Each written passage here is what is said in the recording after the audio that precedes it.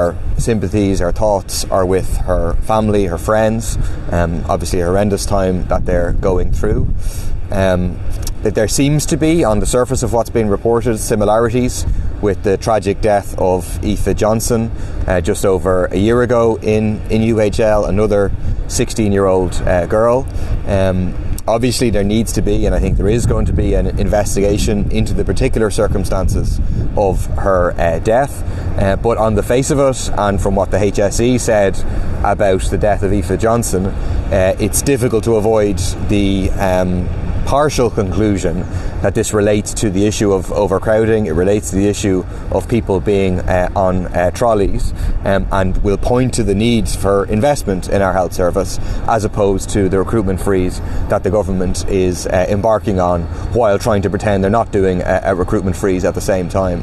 A second health issue, which is going to be a major issue in the Dáil this week, is the absolute scandal of how children with scoliosis are treated in this state, waiting years for necessary operations. There's a motion before the Dáil tonight which calls for the establishment of a task force, which we will be supporting. Obviously it was parliamentary questions by myself, as well as reporting by the Ditch, that revealed, the horrendous scandal of non-medical grade, non-authorised springs being inserted into children by one particular surgeon at Temple Street. That is obviously that's subject to investigation, but if the allegations are accurate, then that's obviously a very, very serious failure by that surgeon.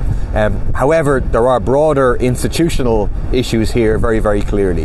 The fact that that was able to happen in and of itself on a number of occasions is an institutional failure, but also the fact that now it appears that with one surgeon taken out of the picture at the moment while the investigation goes on, the waiting lists have gotten longer and longer, that you have a kind of institutional reliance on this one surgeon to perform the most complex surgeries, which arise quite regularly in terms of scoliosis. That is a failure for which responsibility lies with the CHI, and the government now needs to act. We cannot continue to put children and their families through these horrendous this torture and these horrendously long waiting periods. It's completely unacceptable.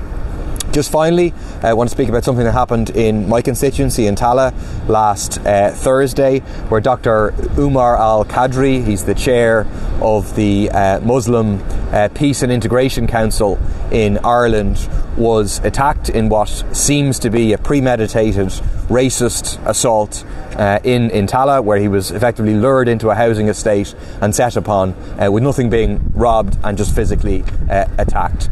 He certainly seems to have been targeted because of who he is, because he is a prominent Muslim in this country. That is just horrific.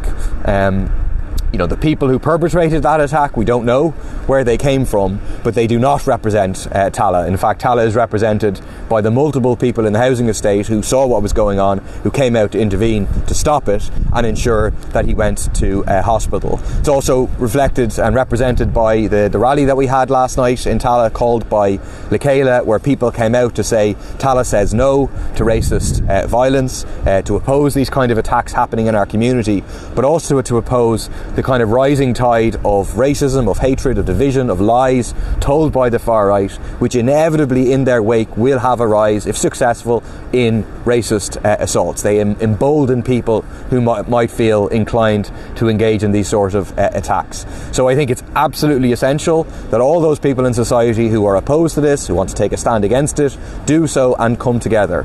That's going to happen in a massive way, hopefully with tens of thousands of people on the streets, like we saw last year with Ireland for All, on Saturday the 2nd of March, in a demonstration, a solidarity march, which has been called under the banner of Stand Together.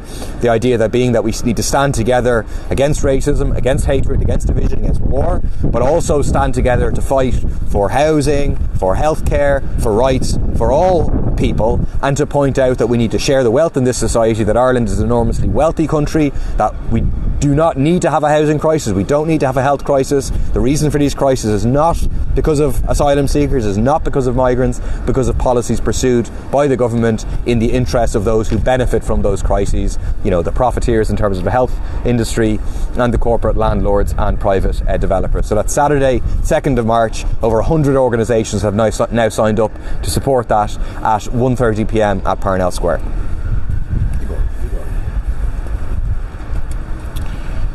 So I just want to make 2 points here. One on the issue of Palestine and one on the issue of an industrial action which starts today. So you're all well aware that the Taoiseach is due in Washington March 17th. Plans to give a bowl of shamrock to the US President Joe Biden as part of a day of celebration. You're also aware of the fact that there have been calls, which we fully support, that the Taoiseach not go to Washington on the 17th, given that Joe Biden is, the number one key player in terms of arming the Israeli state, in terms of financing the Israeli state, who are conducting a genocidal campaign against people in Gaza. Just want to bring to the attention of the media comments that were made the other day which have some bearing on this. There were comments made by a member of Israel's war cabinet, Benny Gantz, who issued an ultimatum and said that unless all the hostages were returned by Ramadan, that there would be an Israeli offensive into the city of Rafah. As you know, Rafah has a population now of about 1.5 million, perhaps a majority living in tents, having fled from elsewhere in Gaza. The date that member of the Israeli War Cabinet is giving is March the 10th or March the 11th. So in other words, there is a real possibility now that what could very well be the most bloody development in this war will commence and get underway precisely as leading Irish politicians are packing their bags and getting ready to head for the plains to go over to Washington.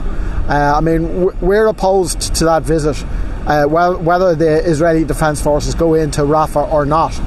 But there is a real possibility now that the Taoiseach's visit to the White House to celebrate with Joe Biden will coincide with what may be the bloodiest stage in this genocidal campaign, and it's a point that we would like the media to note. I think it really strengthens the call for that trip not to go ahead. The other point that I want to make just briefly is that industrial action starts today in the technological universities. We had a ballot of TUI members, more than 90% in favour of action up to including strike action. The issue here is variation in rates of pay and conditions on a geographical basis, which flies in the face of the agreement that the union and trade unionists made 6 or 7 years back. And the government, today's action will not affect student services, but it is the beginning of an important campaign of action, and the government would do well to note it. And they should intervene before it escalates and it starts affecting students' classes and the lotteries were being paid out when we had barter accounts and so on.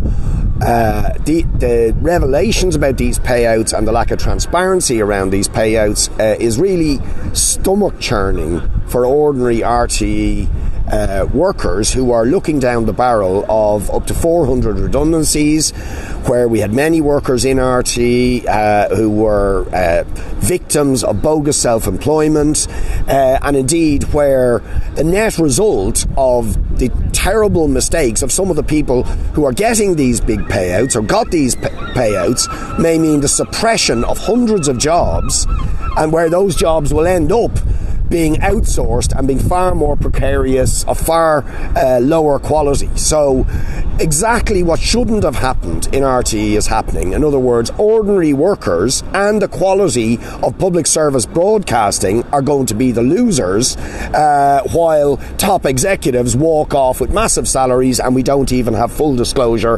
about the details of those salaries, why they got them, and so on. So for us, it's just yet another reason why we need a radical overhaul of the entire governance